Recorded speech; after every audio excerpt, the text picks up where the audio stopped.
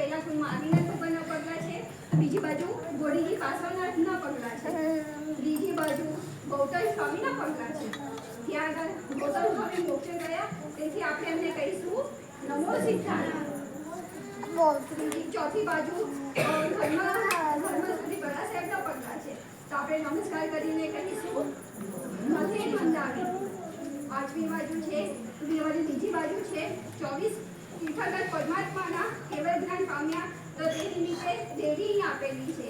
તો એ અને જે 24 ભગવાન કેવળ જ્ઞાન પામ્યા, તો ત્યાં ચૈતરનું અને 24 ભગવાનની દેવી છે, તો આપણે નમસ્કાર કરીને કહીશું નમો સિનામ.